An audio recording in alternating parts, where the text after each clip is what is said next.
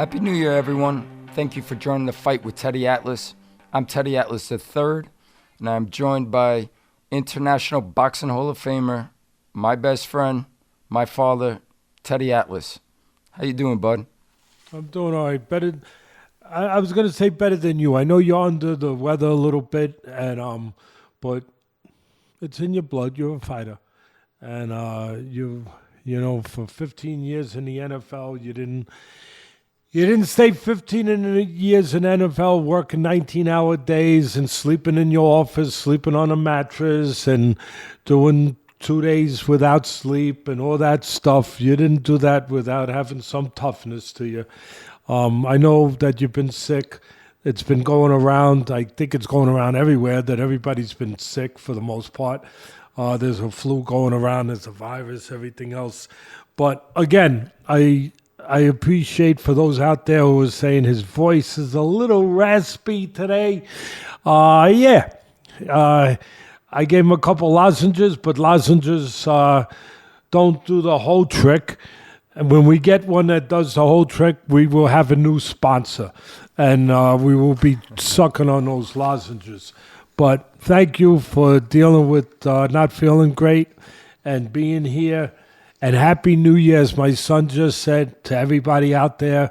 I hope everything, I hope as the ball dropped, everybody had a great time. And I wish everybody out there a promising and most important, healthy year ahead. And we've been promising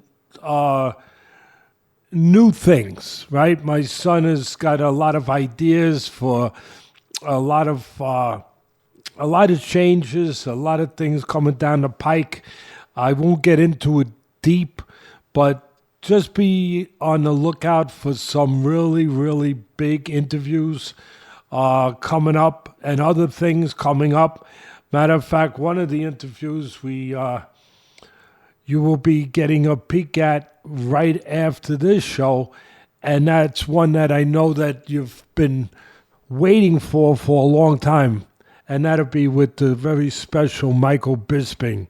That'll be coming up right after we're done here, and we'll do a short and sweet one here, although sometimes that's been my famous last words, but my son will hold me to it. It will be a short and sweet one. But one of the new things that my son has promised to bring, you might have noticed, different lighting. No, I'm not in a nightclub. We're not in we're not in the Teddy and Teddy disco, Teddy and Sam and Rob's disco. We're not hanging out in that. But this lighting, I think, was both my son and Sam's idea, and I like it. I like it. We got a little bit of a different look in our studio here. We're hoping that you can get a look at some of the different fight posters that are up. And like I said, there's a lot of new things coming, and hopefully you, the fans, will like it and appreciate it as it comes down the road. So go ahead, bud. Without further ado, what do we got? I thought you were going to be doing some fist pumping up there with the discotheque likes, but maybe next week. No, I do. I don't know if everyone's going to like it, but it has gone viral.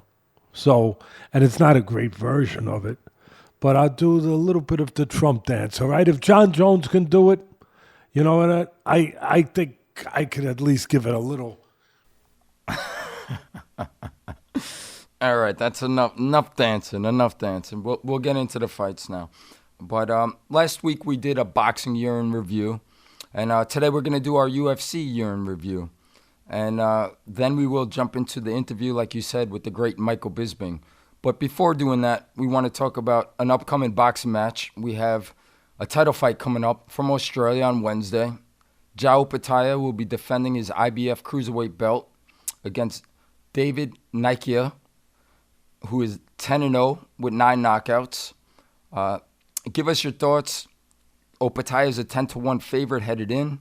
Is that warranted? How do you see this one playing out? Well, first of all, let the fans out there who are interested in watching it, the crazy time that this fight is coming on? I believe on the East Coast it will begin at about 1 a.m. Eastern time. Okay, that's not too bad because a lot of these fights go on late. Opetaia is one of my favorite fighters, full disclosure. He's one of my favorite people. His father, him, they know how to behave like champions in the ring, out the ring. I don't know Nyika. I just know I've watched film on him. He's 10-0, as you said. He hasn't learned how to lose yet. He also hasn't fought the highest level of opposition yet, and he's about to do that. He's 29 years old. He's 6'6". He's long. He knows how to use his height and his reach pretty good, but he's also a guy that likes to bring it. And look, part of liking to bring it has been he's been able to bring it with the level of opponents that he has fought. That's part of it too. Can he make the adjustment and fight on the outside and fight tall in a disciplined manner if that's what he needs to do now that he's fighting, the highest of the high level, the champion or one of the champions. I like what I've seen with him. He's got some ability. He's got some talent. He switches. He fights orthodox, but he also goes southpaw. And out of the southpaw position, I noticed that he's got a good sneaky right hook that can be a real weapon for a southpaw because the orthodox fighters don't see it coming, often from the angle that it comes from. They don't pick it up with their peripheral vision. So the right hook can be really dangerous, especially if you could switch. If you could be fighting southpaw 1 minute, then switch, you could catch a guy by surprise. He's going to need every trick up his sleeve at 10-1 underdog to be able to pull this off. You don't need Teddy Atlas to tell you that. He goes to the body well. He throws a nice, from the orthodox position, I noticed he throws a nice left hook to the liver, to the body. He does that really well. The thing that bothers me a little bit about him, besides that he hasn't been in these deep waters yet, he's going from the wading pool to the ocean. There's no doubt about that. But the thing that would concern me a little bit, putting my trainer's hat on, is that he stands straight. He's too pretty. Well, I don't mean just good looking. He's a good-looking kid, but he stands too pretty. He stands too straight up, a little bit like we used to say the old English fighters used to stand, a little bit straight up a little bit, and chin up in the air. That's a target. That's a target. That can be a vulnerability. That's something that I would be concerned about early, where he could be vulnerable that way. At the end of the day, for me, it's really more up to Opetaia. I think that there's a chance him standing straight up erect that Opetaia can catch him a right hand on that, chin that's up there like a lantern in a storm. But it all comes down to if Opetaia has taken him mentally. I'm going to make a distinction here. I'm not just going to say seriously. It all comes down to Opetaia, whether or not he's taken him mentally seriously. Because I already know that he takes him physically seriously because Opetaia and his father takes everybody that way. They prepare with all of his opponents. If he doesn't take him mentally seriously, then what happens is Opetaia, and for that matter, anybody who's fighting a guy that they're supposed to dispatch of, they can start to fall into that trap of looking for one punch at a time. And if he does that without the setup, without his other tools like his jab, if he does it and he's just looking for the one shot thinking that on this particular night he can get away with that, then the fight will be more difficult than it has to be. At the end of the day, I think that's as good a breakdown as I can give in a quick synopsis, especially where we haven't seen a lot of Nyika, David. I'll say just David because, Nyika. Even in the new year, this is the same old Teddy Atlas who sometimes with those pronunciations, I am not mistaken for Orson Welles. Is that fair, Sam? Sam's laughing now. Is that my son's laughing? Look, I think we haven't seen a lot of Nyika, but the most important thing is we haven't seen him with the top level opposition. We're about to do that. I'm going with Opetaia. I know you probably want to know if it's going to be under or over. Do we have my bookie doing something with us over here? Because I would dwell into the over under a little bit. Whether or not I think it's going to go rounds, whether or not I think it's going to be a decision, knockout. No, I don't know the over-under, but he is a heavy favorite, so I would assume the under is going to be the favorite in that fight. Yeah, I would too. Again, if I'm going to my friends at my bookie and I'm putting down a wager, I am not. As much as I love Opetaia, I don't think I'm laying 10-1. Against with anybody. I just don't want to lay that kind of wood because you're still fighting a guy who's never learned how to lose yet. At the end of the day, Opetaia gets it done, and if Nyika can have a good competitive showing, guess what? A loss does not really equate into a normal loss because he ups his level of visibility, his level of credibility, and there'll be another big fight on the horizon. Is that fair, bud? That's fair. And I look forward to watching this fight, getting to know Jai Opetaia, watching him fight live in Saudi Arabia, as well as getting to know him a little bit as a person and his father. True gentlemen, the way they conduct themselves and carry themselves outside of the ring, they make it easy for me to root for them. So I look forward to watching that one on Wednesday. So switching gears and moving on, as promised, to the UFC year in review. We're going to start it off, which I think is a two-man race or a two-horse race. It's got to be one of these two guys, I would assume Ilia Topuria or Alex Pereira for the Fighter of the Year. We will ask Michael Bisping later on and get his expert opinion. But obviously I'm asking my buddy, my main man, who do you have? Who's the UFC 2024 Fighter of the Year? Okay, being that it is 2025 and we are looking at the Fight of the Year for 24, I will show you that in 2025 I am putting specs on. Yes, I gave in a little bit. Yes. You like them? You really have no choice. I don't really care if you like them or not. But I'll put my specs on so I can read. It's a little Harry Carey look. Yeah, they're not quite as large as Harry's. But I will... It comes down... I mean, it is only two guys for Fight of the Year, right? And in the UFC, I think for the most part, I mean, there's always going to be, you'll go into that, there's always going to be honorable mentions. You got so many good fighters there, and you got so many competitive fights. But I think it comes down to Ilia Topuria and Alex Pereira.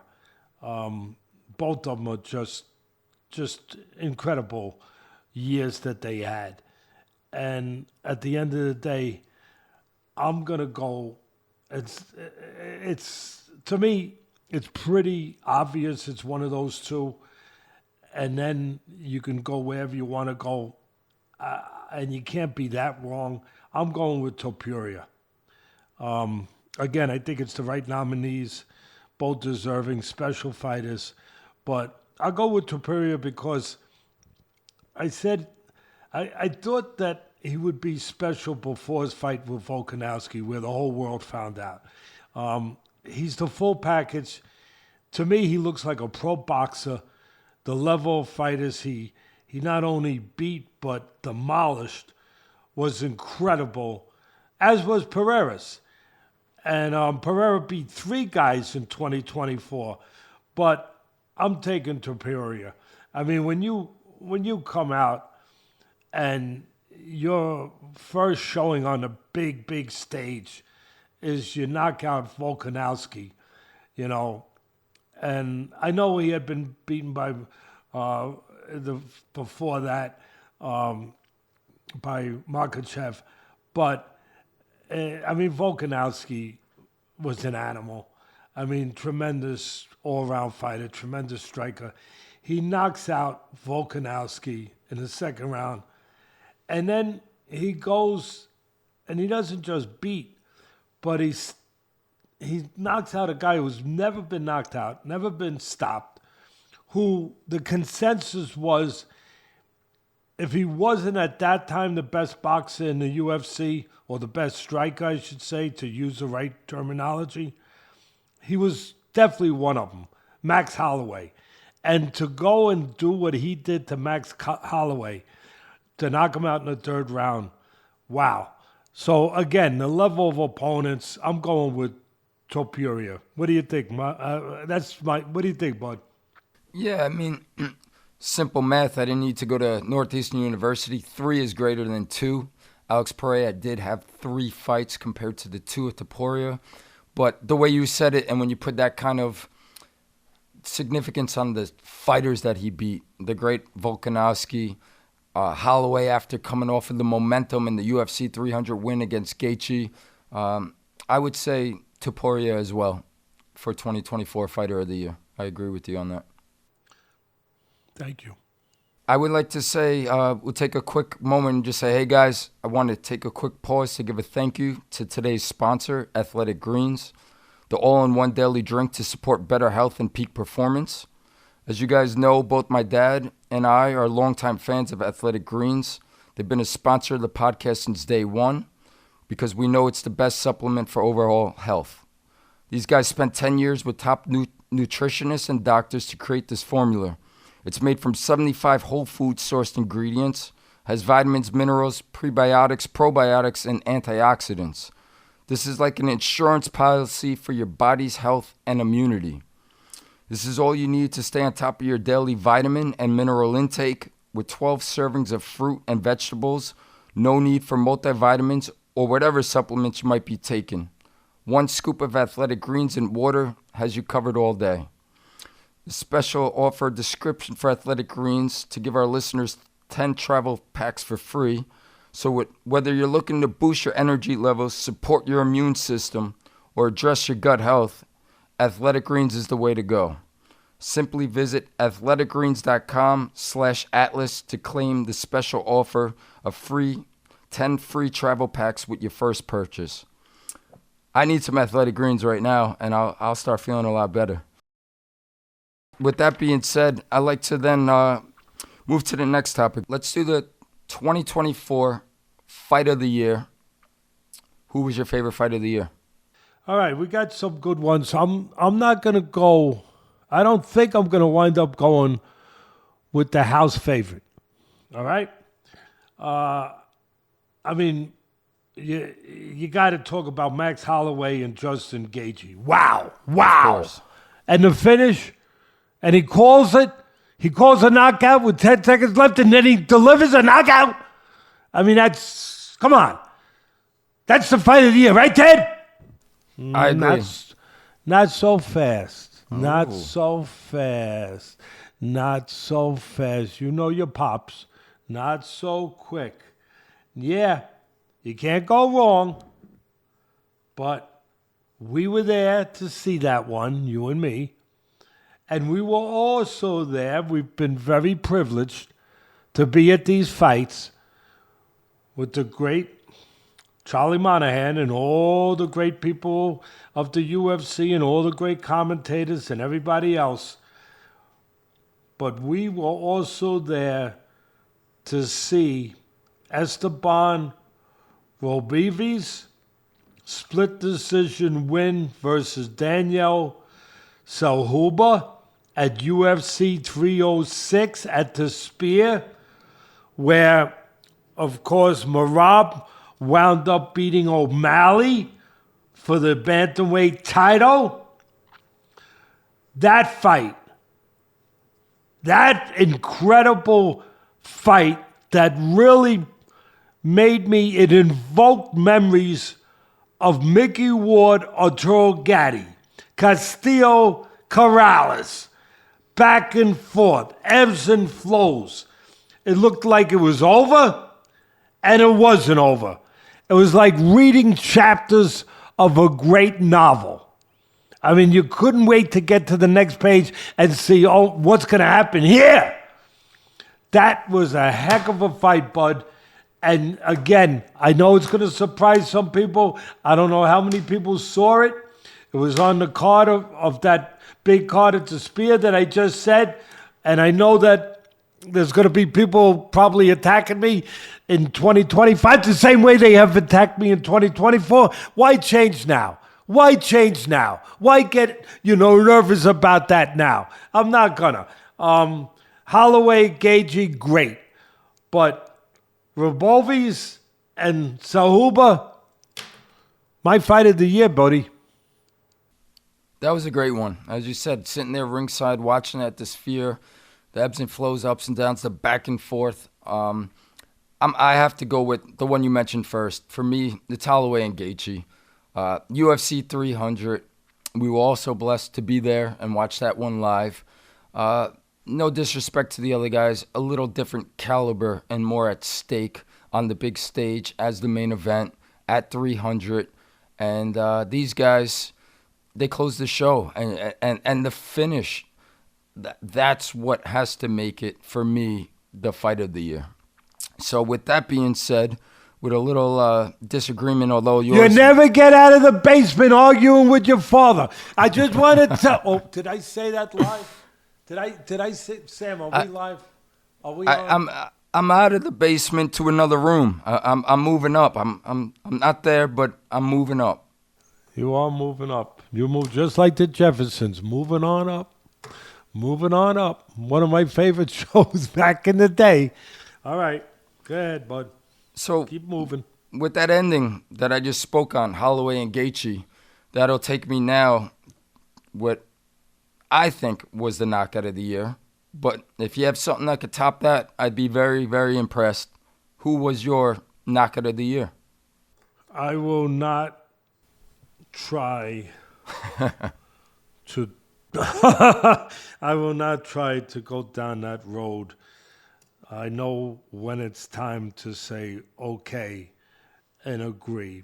This one, knockout of the year, you can't go anywhere other than Holloway and Gaethje. I mean, when you have a competitive fight like that, and then in the last round, two top guys, like you said, top guys, top talent, and you get down to the last 10 seconds, and one of them, in this case Holloway, calls the knockout, where it's a competitive fight, no reason to think there's going to be a sudden knockout.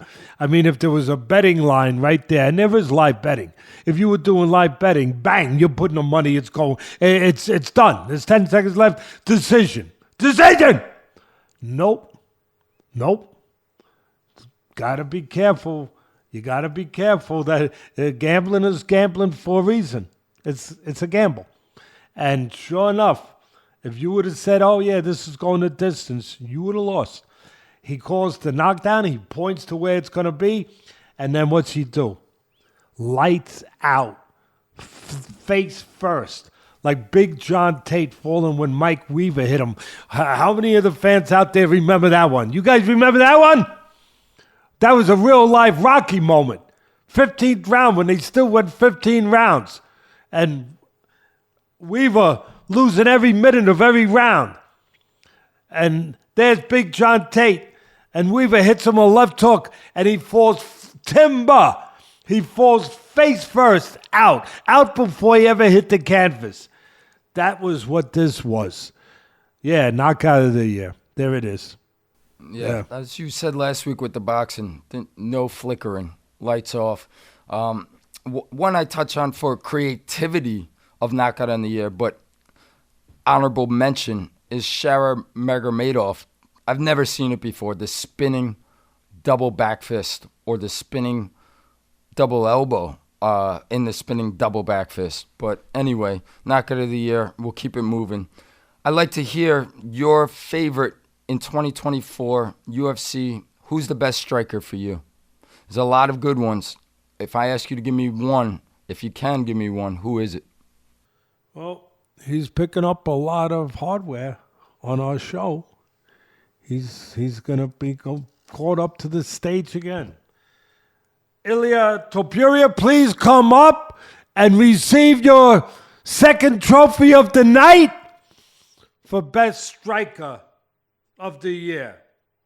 I mean, look, you got Topuria, you got Alex Pereira, you got Tom Aspinall. Tom Aspinall, great technique, great footwork, tremendous striker, tremendous power. Pereira, if we had a category for best left hook, bang, bang. There's no conversation. 2 seconds. Best left, before you even finish saying, best left, Pereira. I mean, unbelievable left hook. Short, you don't even see it coming. He's a tremendous striker, Pereira.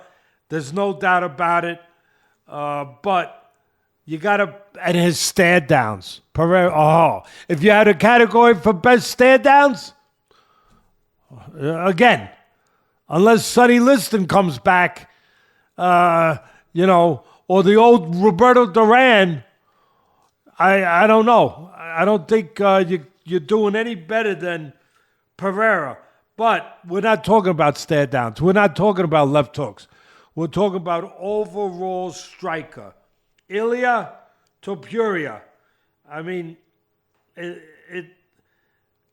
he's got it all. I mean, all around talent and technique. The whole package. And he hasn't lost yet. I just have to go with him. You gonna argue with me, bud? I mean, I want you to get out of the basement. I know you're moving rooms. I know it. I get it. And, and I know you're a tough kid, but you got a little soft in Vegas, with the weather. You come back here to the East Coast, we talk about those football teams that can play in the bad weather. They can't play in the bad weather, the bad weather, the cold. You got that great Box Raw sweatshirt on. Thank God. Thank goodness. And I'm pumping the heat. The heat is nice and warm over here, so I thank you in advance for that. But I am going to disagree. I think it's Alex Pereira, the guy who his legs take down trees with his kicks. His left hook, as you said, from 6 inches is knocking everybody out in devastating fashion.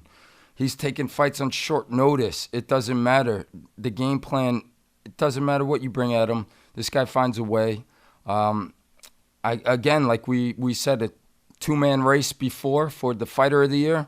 I think it was a good 2-man race again for Striker of the Year. But that'll lead me to ask you, who's your favorite wrestler of the year 2024? Well, I mean, with the wrestlers, there's so many. Obviously, there's a few really good ones. You got Makachev, unbelievable, right? You got Shamayev. You got Merab Devasheli. I think you got a real good group there.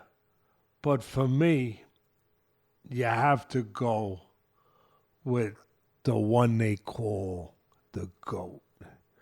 Not too many people get called the GOAT. And that would be John Jones. And you're in there, I don't know. I mean, it's tough.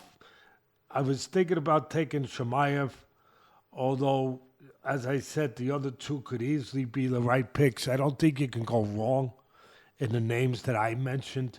And I'm sure people will get on me for this. But, and Shamayev is really, the guy, you talk about a guy who's a monster. You talk about a guy who's a beast. You talk about a guy who's a problem. And you're talking about a guy who's big and strong. And he plays chess on the floor. But I gotta, there's something about that GOAT. There's something about that GOAT. I really want to see what you think on this one. Because I could easily go him or Chimaev, but you got to go somewhere. I'm going with the GOAT. Yeah, you named some good ones in Islam, obviously, as well. For me, I am going with Khamzat Chimaev, and it's hard to go against the GOAT, and I almost can't even believe I'm saying that, but I am saying it. And the reason being, every single fight, this man gets his hands on somebody to the ground, and it's over immediately. And to watch what he did to such a class fighter and the level and status of a Robert Whittaker, and to apply a choke, when I was watching it live, like, how did that even work? How did he choke him out? But the pure strength and the ability to work these chokes, for me, I don't know if I've ever seen a guy like that on the ground in that kind of devastating fashion. So I'm going to go with Khamzat for the best wrestler for me. Yeah, you can't go. Listen, you can't go wrong. Can't argue it. Can't argue it. The last question I want to ask you before we bring on the great Michael Bisping for an interview and ask him his opinion is I want to hear from you going into 2025. If you could have one fight in the UFC, who's the fight you're calling for? Who do you want to watch? All right, I'm not going to give the people what, I'm going to take your glasses off, okay? Yeah, here I am. Where are you? You there, bud? Over here now. Okay. I don't think I'm going to go down the alley. And again, Sam, how often have I gone down the alley? People expect me to go anyway, so what are you going to do? I don't think I'm going to go down that alley. And I think people probably know what that alley would be once I name the first half of this fight. I want to see Jon Jones, the GOAT. You ready? You ready, bud? Now, I know you think that you're the Mason Kreskin. You could just telepathy this one. You could just, what's coming out of my mouth. Alex Pereira! Oh. Ha! I got you. Alex Pereira. Yeah, I know that he hasn't moved up to that weight, but he's huge. He's huge. And don't forget, Jon Jones moved up to that weight. Let's not forget that. Pereira is huge. And he's got the great equalizer power and the delivery system to go with it. He finds a way to land. Not just that he has to, but he lands it. And he lands it different ways with a counter. And like you touched on earlier, if he don't catch you with his fist, he can catch you with his feet, his legs. I mean, and he's got that stare down, that aura. You know, I mean, the same sort of thing that used to cripple guys before the first bell. When Mike Tyson had that. When Sonny Liston had it. When George Foreman would stare at a guy. When a young, great lightweight champion, Roberto Duran, with those dark, cold eyes, would stare and look into somebody's soul. He's got that. And that's a power too. That's a power that is every bit as debilitating as that left hook. It just pulls the spirit out of people. They start to think, who am I in here with? What am I in here with? And then the reality backs it up when he comes and hits you and touches you. So I got myself excited by just describing that. I want to see that fight for all those reasons. And the last reason, I talked about all the Pereira reasons. Jon Jones is the GOAT. All he does is what Usyk does in boxing. He wins. He wins. Like the guy who hired you, Bud, years ago. You were the last guy he hired, I believe. The great late Al Davis, the Oakland Raiders, when he hired you. What did he always say? Just win, baby. Just Just baby. win. Just win. How great is that? Just win, baby. And that's just what John Jones does. So I want to see him with Alex Pereira. I would love to see that. I mean, I'd love to see him versus Tom Aspinall. I'd love to see John Jones, period, anytime he fights and he gets into the ring. But instead of hearing what I want to see fight, let's hear what the great Michael Bisping and who he wants to see him fight. All right, everybody. I would like to introduce a special guest to the show today. We have on current UFC commentator, former UFC middleweight champion of the world, future Oscar-winning actor, and my son Teddy's favorite magician, Michael Bisping. Welcome to the show, champ. Thank you for joining us. Well, thank you very much. That was quite the intro. Of course, it's a pleasure to speak to you both. Of course, Teddy. Senior, my apologies, because I know we tried to do this a while ago. My schedule, you just went through a bit of it there. My schedule's crazy these days, but it's a pleasure to sit down with you both. Happy New Year, Michael. It's great to sit down with you. And the first thing is, how you feeling? I know you went through surgery not too long ago, and a rough one, a neck surgery. How you feeling? How's that coming along with your rehab? Yeah, you know what? To be honest, it's been one of the toughest times of my life. The last 3 months have been hell, to be honest. You spend a lifetime fighting, things like this happen. I mean, I've got a lot of injuries. I've got 2 total knee replacements. I've got 1 eye, but the neck has been the worst ever. So I had 3 surgery. I had a fusion in 2018. I got a little relief, and then it continued to get worse and worse and worse. August, they did a disc replacement that did nothing. October, they came in through the back of the neck, and they did 2 more surgeries there. My neck swelled up to about this big. Other than like braving, and I mean braving commentary and doing my podcast twice a week. Other than that, I was literally let in bed, and the pain was just like nothing I've ever experienced. And I'm still in pain now. It's still worse than what it was before I had surgery. And the original problem's still there. So I'm getting back to where I was. Fortunately, the last couple of weeks I've started working out again and things like that. So I'm feeling a bit more positive. But it is what it is. You play these games, you fight in a cage for a lifetime, and, things like that. This is just par for the course, So I'm good though, Teddy. I'm good. I'm in good spirits. Thank you. Well, you look good. You really do. And we pray that you're going to get a full recovery, Michael.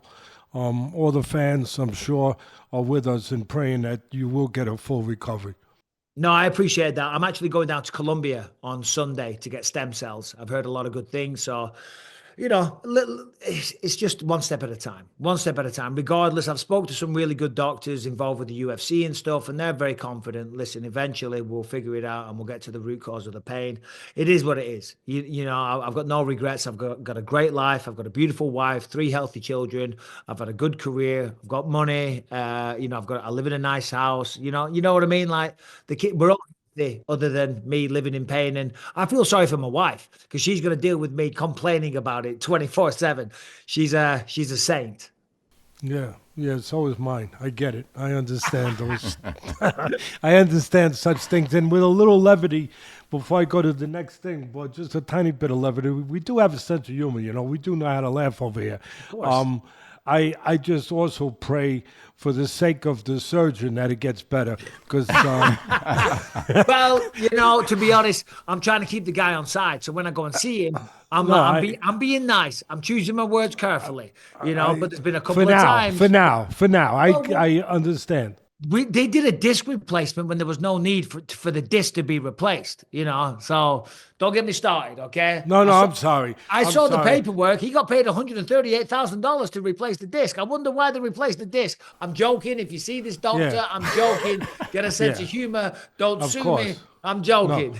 No, 100%. And I'm glad your family's good. I got it before we get into the meat and potatoes. How's your son? I know that Alan is I believe it's Alan. Callum. Yeah, Callum. I'm sorry. Callum is he's been doing wrestling, I think, in college, and taking after his old man a little bit. How's he doing with that? Yeah, so I got two boys. Callum is my oldest. He's 23. Yeah, he started wrestling as a freshman. Obviously, we are English. We moved out here in 2011, and he'd never wrestled in his life. Placed at state, got a scholarship, so he did really well. In college, though, obviously there was COVID and stuff like that, so he didn't actually get to wrestle much. And then he was very injury prone. So he had about four surgeries, I think it was. Tore his tricep off his bone, tore his ACL. He's got no meniscus in either knee. So then the coach said to him one day, and I really respected the coach so much for this. And for Callum, it was, he was kind of sad to hear this, but it was kindness. He said to him, look, listen, you're a great kid. You're a good wrestler. But let's be honest, you're never going to be an Olympic champion. So is it worth doing this to your body? Because every time you wrestle, we're like, oh, we're terrified for you. And, you've done well. You've had a scholarship. You've got an education. But we think you should stop wrestling. And he called me up one day and he was fighting back the tears and stuff. And I'm like, son, that coach, you should go and shake his hand because he cares about you. I said, listen, one door closes, another one opens. So he's currently studying his master's degree in business marketing. He's a smart kid. I'm very, very proud of him. But yeah, his wrestling days, they're done. He does train MMA. My youngest does as well.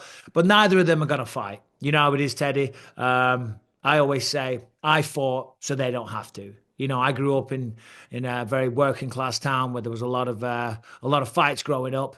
Nothing like out here with guns and gangs and stuff like that. But in the pubs, we were always fighting. He grew up in California with a swimming pool in his backyard. It's not quite the same thing, you know what I mean? So he hasn't got that temperament, and I'm very happy about that. I'm going to add this, that because I'd say the same thing in my field in boxing, that just what he went through, just the journey that he took in the wrestling is going to benefit him the rest of his life in everything that he does. It'll make him a better person. It'll make him a more complete person, a more confident person, a more disciplined person. It'll make him more successful, and he'll use those tools going forward in whatever it is that he does in school and professionally after that. I have no doubt about that, because I find that in boxing. Guys that I've trained over the years and that have trained in the great sport of boxing, they didn't go on to be pro fighters, but they gained what they gained just from that journey, just from getting in the ring, just from facing their doubts, facing another man, laying it on the line. Those things that they gained from that, they didn't have to go on to be a pro fighter.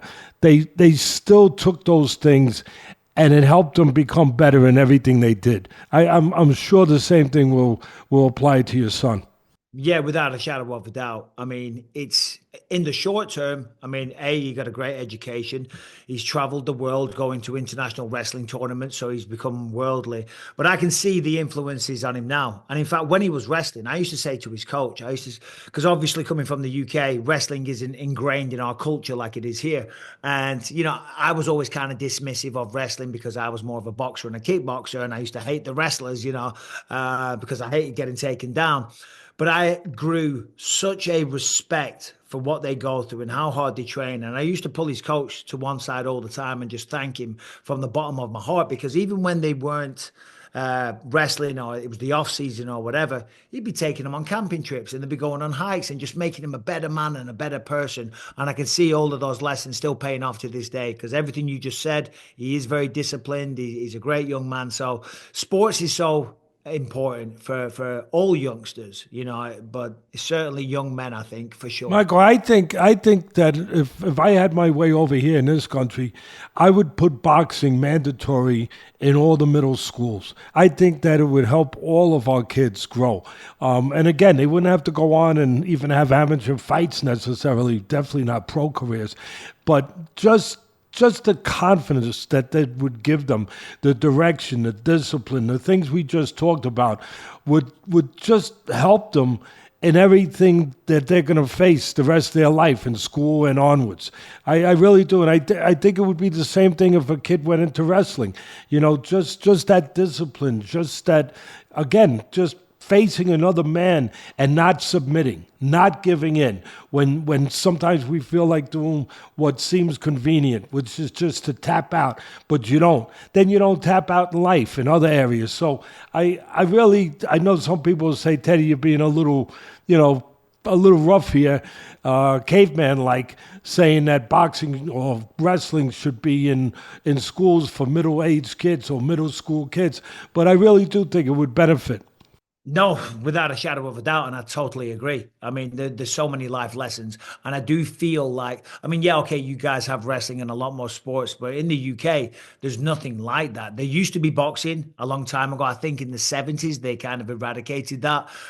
We have rugby, that would be the closest thing to a combat sport, but the life lessons, they just don't end. And fighting's like life anyway. You know what I mean? And you know that, being around fight sports as long as you have. You know, I mean, life is a fight from day one. You know, just to survive is so bloody hard. You know, to be able to pay the bills, to be able to raise a family, to keep a roof over your heads and put food on the table. It's not easy, and it's always going to be hard, and you're always going to get rejection. You're always going to get pushback and be perceived as a failure at some point in your life. But it's about overcoming those obstacles. You know, that's why I'm really proud of myself, because I wasn't given many opportunities as a kid, but now I sit here, I live in California, life is good, and you know, I've got quite the journey. So yeah, no, Teddy, I fully agree with everything you said. And you know, I before I go on, I think it's nice to have a conversation where, you know, you obviously the aim is to talk about the sport that we're all involved in and the profession that you're involved in, you've been so successful in, but to also just take a minute to talk about life, you know, because as you said before, life is a fight. I think fighting is the perfect metaphor for life, whether it's MMA, whether it's wrestling, whether it's, you know, whatever it is, whether it's boxing, my field, life is a fight. It's just a matter of what are you fighting for. So I just think it's nice to be able to just travel a little bit outside and go into, you know, into life lessons where people can walk away from here knowing a little bit more about mixed martial arts, but also knowing a little bit more about what we all have in common, which is that we're all in a fight. We all have our doubts. We all have our ups and downs. And we all struggle at times. And maybe they benefit by hearing this conversation. Yeah, no, I totally agree, Teddy, because I try and speak about this on my podcast and things like that. When I was younger, I never knew what I wanted to do. And my son now, he's 23 and he still doesn't know. He's getting an education. He's getting his master's degree. And I'm so proud of him. The first Bisping to have a master's degree, fingers crossed. But he doesn't know what he wants to do. And I'm like, son, it doesn't matter. Nobody knows, really. There's a few kids that they're very lucky and they're blessed. When they're younger, they know. They're locked in. They're in the zone. Here's what I want to do. And I was always very jealous of those kids. I had no idea what I wanted to do. In my early 20s, I decided I'd never even heard of MMA. I didn't know what it was, but my skill was fighting, because I was always getting into scraps when I was a kid. You know what I mean? It's just kind of the kid that I was. But I believe everyone has a skill. We're all good at something, but it's about finding out and searching your soul and figuring out what that skill is. And then when you're honest with yourself and you figure out, what am I good at? What am I really good at? Okay, when you identify what that is, then you think, right, where can that skill take me? What could the absolute highest of highs be with this skill? And then, regardless whatever it is, then that's when the hard work starts, because you got to start at the bottom. You got to start training, start working, and start trying to figure it out and scratch and claw your way to the top. And along the way, it will be like a fight career. You know, you're going to get pushed back. It's going to be hard. You're going to start at the bottom. You're going to work for free and all the rest of it. But having that confidence and knowing that you're doing something that you know and doing something that you're passionate about and something that you want to do, then that's half the battle. You know, when I was coming up as a fighter, yeah, I wasn't getting paid much when I started, but I loved it and I knew it could lead to bigger things. And when you discover what your passion is in life, then you know, the path forward is going to be so much easier.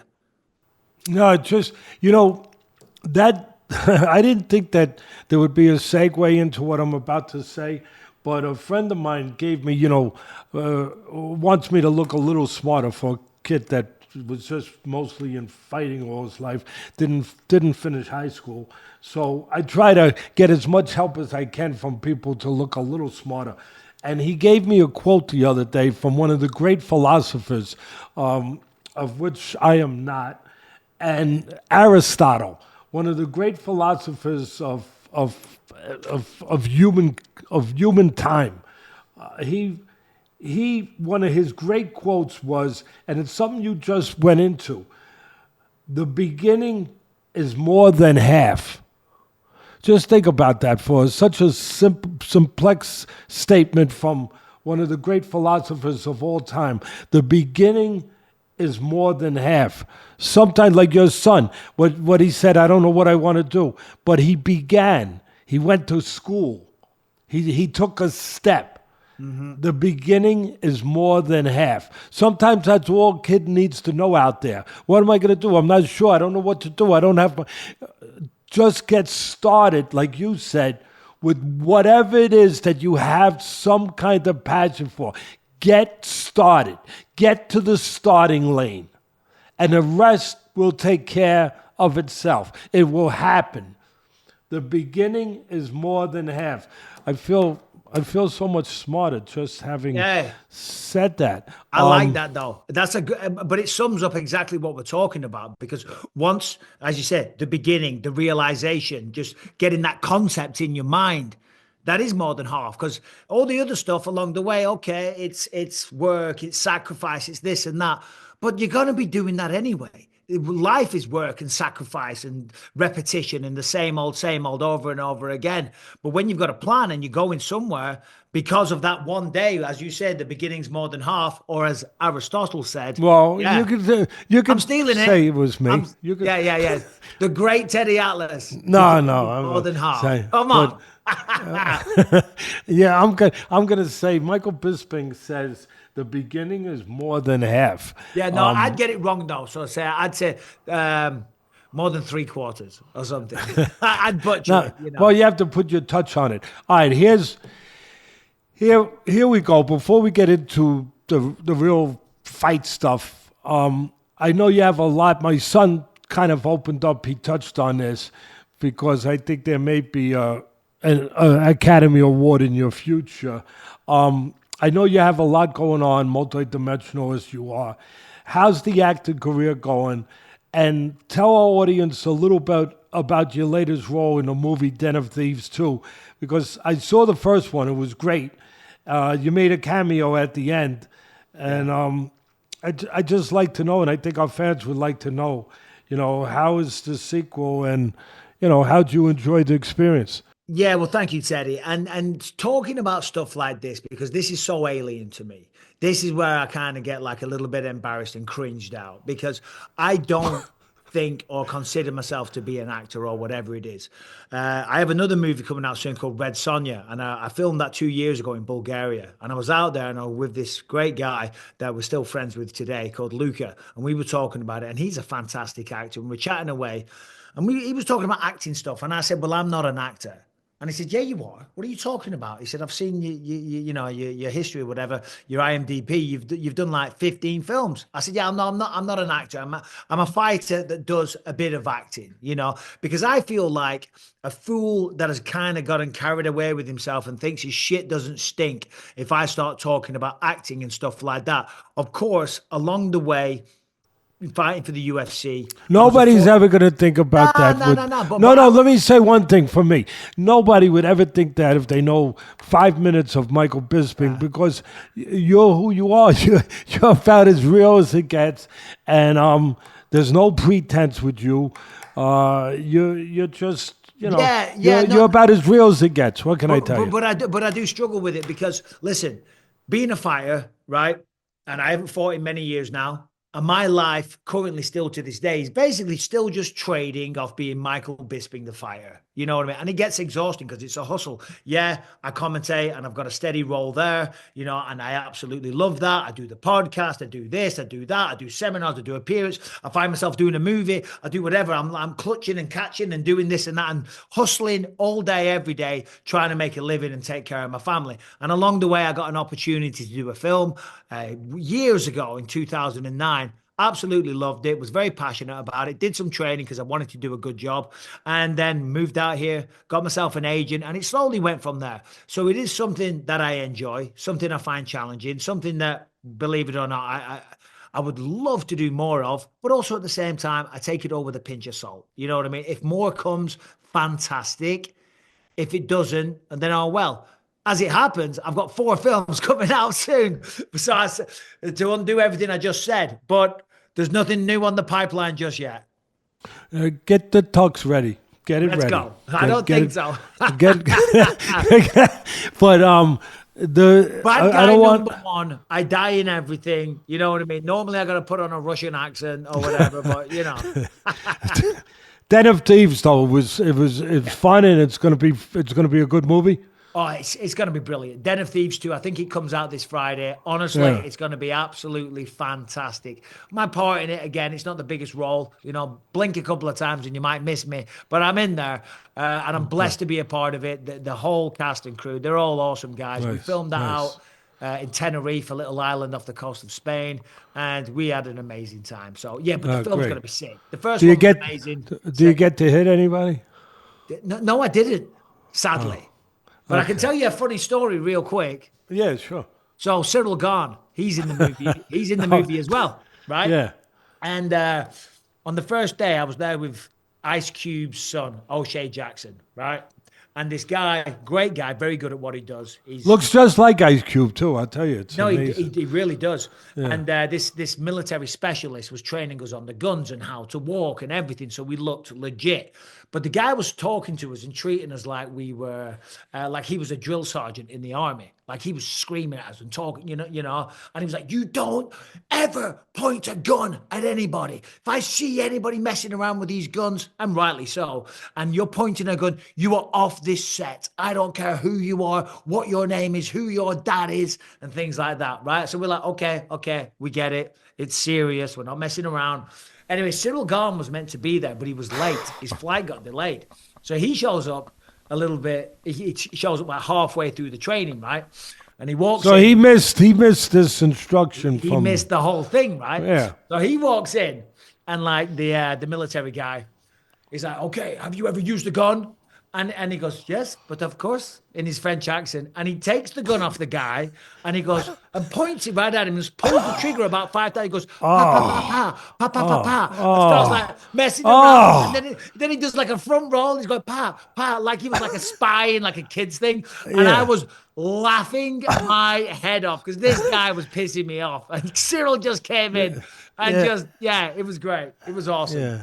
And it was a good decision by him not to attack Cyril. I think. Yeah, no, the guy, and he's a very, very nice guy, by the way, military guy. sure. He was just doing his job. He was like, "Okay, you missed the briefing. I'll let this one go. But if you ever do that again," anyway, whatever. For those who, just a quick setup. Obviously, you had a great career in MMA. You were my son mentioned it. You were the UFC champion, middleweight. You're in the UFC Hall of Fame, but perhaps, and I know this intrigues my beautiful grandson, who you didn't. Unlike your niece, it did not, thank God, terrify him and give him nightmares for the rest of his life. But you are special. And again, going back to how you could ever think that anybody would think any pretense or any whatever you want to call it with Michael Bisping, this will dispense those thoughts. Perhaps the most incredible part of your career is that you won the title with one eye. You lost your eyesight in a fight with Vitor Belfort. 3 years later, you won the title against Luke Rockhold, becoming the first British fighter to win a UFC championship. You're one of the greatest examples, I believe, of you should never quit on your dreams and goals. People always talk about that. You hear it in speeches, but you don't always have somebody who completely exemplifies it the way you do. So please just take us through, winning the title and starting with how do you even get allowed to fight for the title with one eye? Yeah, well, first off, thank you, Teddy. You know, the respect I have for you is off the charts, and for you to say that, it means a lot to me. So thank you. Yeah, look, listen, you know the drill. In fights, sometimes people get a detached retina, and that's what happened when I fought Vitor Belfort. And it was just a string of bad luck. I got it repaired via surgery, then it redetached in sparring for my next fight. Then I got glaucoma, which was awful. It was so painful. And anyway, I went in for surgery, emergency surgery, because of the glaucoma. And then when I came around from surgery, I never saw out of that eye again. And we just moved out to America from the UK. You know, I had all these dreams and aspirations, and we're living in America. And this friend of mine convinced me to buy this house that was way over budget and stuff. Well, you're going to be a champ and all this, you know. So I bought this big, stupid, bloody house that we didn't need. And Greatest thing you ever did, because you had to make it after that. oh, well, exactly. My God, you're so right, Teddy, because you're right. Because, well, I'm going to tell you now. So because I had so much pressure on my shoulders, I'm like, I can't not fight. This is all I can do. This is all I know. Granted, now things have changed, but at that time, all I was doing was fighting, and that had been taken away. And I remember I said to the doctor, I said, I've got to fight. He said, well, unless it improves to 2200, obviously perfect vision is 20/20. To pass the test, you have to have 2200 vision, which is still considered legally blind as it happens. He said, until it improves, you can't. I said, well, will it ever improve? And I think the doctor was just kind of being nice to make me feel better. He said, well, I have seen some cases where it does improve. Well, that was all he had to say. Every week I would drive an hour and 20 minutes to Pomona, and I would sit in this doctor's office respectfully with a bunch of very old ladies and gentlemen that, you know, they've all got cataracts and things like that. And I'd sit there and I'd wait my turn and I'd see the doctor and he'd be like, no improvement. And I'd go every week and see this guy. And I remember I've been going for a while, and one day the regular doctor that I saw wasn't there. And it was this other doctor. And he said, Michael, I'm looking at your chart and you come here every week. What are you doing? And I told him a little about my story. And I said, Doc, I've got to fight. I've got to fight. And I'll never forget it. He was sitting on a chair with like a little stool with wheels, and using his legs, he scoots over to me and he says, my dad always told me there's two types of men in a jungle. One guy swings through the jungle on a vine and waits until he has hold of another one before he lets go. He said, the second type of guy swings through the jungle on a vine and they let go and they hope that they catch a vine. He said, something tells me you're that second type of man. I said, I am, Doc. I am. He said, all right, well, let's figure this out. And then from there was a lot of lies told, which I can't really go into. But I lied my way through tests and exams. I memorized charts. I had codes for when doctors would cover up my eye, you know, like my coach would go, oh, if it was one finger or if it was two fingers and stuff like that, you know. So yeah, it was a lot of stress, but I had to fight because that's all I had. We'd moved to America with this dream. We'd bought this house. We had this huge mortgage. I actually had a lawsuit going on with my former manager, who was an absolute crook. It was completely fabricated and lies. So the financial stress was incredible. And, you know, I thought, I can't give up. So anyway, I managed to get cleared to fight. And of course, I had to do that every year. So that was hard.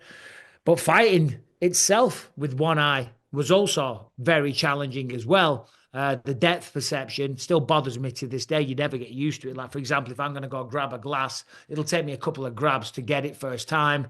I'm always walking into lampposts and stuff because I can't even see my hand there. But I've always been a clumsy bastard. So, you know, it gives me a good excuse now. I'm like, well, I've got one eye. I probably would have bumped into it anyway. So, yeah. I mean, you know, continued fighting, worked my way up, beat Anderson Silva, got a shot at the belt, and knocked him out in the first round, as you probably know. So, which was great because everyone said I had no punching power. I'm like, what are you talking about? I've got power. And anyway, so yeah, it all worked out. I'd like to piggyback off of that and ask you, In boxing, the legendary Harry Greb, he was blind in one eye. There was Gypsy Joe Harris, who memorized charts. He was blind in one eye. Was there anybody drawing your path in your time? Did you contact, ask advice of, or even from a strategy standpoint of how they dealt with it? Or was this just completely on your own? It's funny because Harry Greb, obviously now I'm aware of him and I've read his book. But at the time, I was unaware of him. I didn't know he existed. So no, I was completely on my own. And the only people that knew were my manager and my coach and my wife, and we tried to keep it quiet. I think it became like the worst kept secret, But I used to have these contact lenses that would cover, they had like a fake pupil, but it would offset where the lens was, because my eye was a mess, because now I have this prosthetic, but I didn't have that at the time. And if I did have it, the doctor would know it was fake because they'd shine a light on it and you could see it wasn't a real eye. So I had these prosthetics that I would wear when I was doing like Fox Sports or like the ESPN stuff. Back then it was Fox. And I was always had a little compact. And anytime we went to commercial break, I was pushing it back into the middle because the pupil would drift into the corner of my eye and stuff. So yeah, it was super stressful. But it all worked out in the end. But yeah, no, it was hard. Like the fight was the easy part. Like the fight was the easy part. I remember I was supposed to fight Robert Whittaker. I've never told this story before. I was supposed to fight Robert Whittaker in Perth, and I got the bout agreement, and we were all excited. And as it happens, I actually had to have elbow surgery. So this isn't why I pulled out. But I'll never forget, my wife was cooking dinner, and I just went, I won't swear, F at the top of my voice. And she said, what's wrong? What's wrong? I said, it says here, because it's the first time that they're having a fight in this part of Australia, that when we get there, the local doctors want to go through all the tests again. They want to check this. They want to check the eyes. They want to do this. I'm like, I don't believe this. I said, they're going to go down there and they're going to see. And I'm going to be, that's it. My career's over. But I wasn't going to let anybody down. I was still going to go and fight. But then as it turns out, I had a problem with my elbow and I had to have elbow surgery. But that was just an example of the kind of stress that it caused, So then by the time it came to the fight, I remember after the weigh-ins, because that was the last time a doctor would check you. After the weigh-ins, I was so happy. It would be a huge burden off my shoulders. I'd be sitting at the dinner with all my team and my family after just making weight, and I'm just the happiest guy ever. Of course, the real job was the next day. But to me, I'd passed, I was going to fight. I was going to get paid, and I was going to get to compete in the sport that I loved. So there was battle one was won. Now we just had the fight. We in boxing, you take it to another level, Michael, because in boxing, we always say the first fight is making weight. Yeah. Man, that seems so inconsequential when you think about the first fight was getting to the fight because you have one eye. Yeah. That's a hell a lot more difficult than worrying about making weight, because that usually is the first thing that you think of as the first fight before getting in the ring in boxing. Harry Greb, since my son and you brought it up, they figure, the historians figure he had about 100 fights with one eye. Can you imagine? The Pittsburgh Windmill middleweight champ, one of the great middleweights of all time, had and in those days they fought catchweight, so he fought heavier too. But they figure he had about 100 fights with one eye. And then, of course, one of the famous ones, but he didn't have one eye, thank God, Sugar Ray Leonard. He had a detached retina, but he had surgery which was successful. But they were still worried about him coming back and fighting again after that. And he came back, of course. One of the fights that he won after that was with the great Marvin Hagler, one of the great fighters of all time. So, but that is that is part of why you're extraordinary, that you could overcome such a thing and deal with such a thing. It really is. It really, truly is extraordinary. Just along those lines, I mean, you said you hit it. It's well documented now that Sharad the Bullet Magomedov is dealing with something similar, right? He's blind in one eye. He's had documented 8 surgeries, I believe. He's not able to fight in the States. He's fighting over mostly in the UAE and other countries. Is that somebody who reaches out to you and now seeks advice, or when you watch him, is there anything from a strategy standpoint? Do you look at it, or different styles of fighters that may bring more troubles to him? Yeah, do you know what? I would love to speak with him. I'm not sure if English is his first language, if he speaks it very well, but I would love to speak to him. And he said some very, very kind words about me. I'm just looking at up an image of him. So yeah, so I'm not sure if he's a southpaw or an orthodox, because he's the same as me. His right eye is the one that's definitely got issues. I'm looking at an image, and the reason I say that is because I'm orthodox. My lead eye was my good eye. If I was southpaw with it being my back eye, then forget about it. There's no way I could have fought. But my lead eye, I can see pretty much 180 degrees, so I could see most of it, but the depth perception was the real issue. Of course, punches coming from this side were always problematic.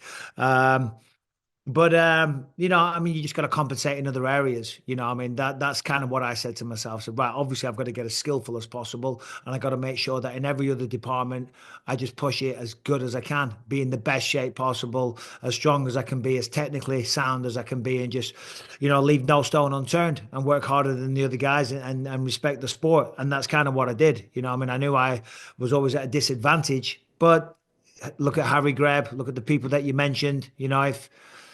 If you believe it sounds corny and cheesy, but it's like, listen, this is all I've got. I'm gonna push this until the wheels fall off, and while I can get away with this and continue fighting and making a living and looking after my family, then that's what I'm gonna do. And I was able to do it until I became champion of the world, which I didn't think I would. I became the champ. I defended the belt. I was a part of a super fight at Madison Square Garden, which was a highlight of my career, kind of, even though I lost the belt.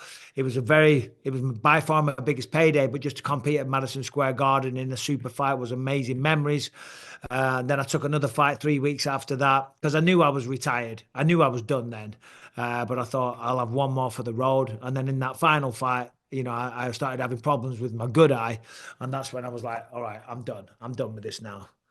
Would you just, so again, we're talking about life, we're talking about fighting, we're talking about overcoming.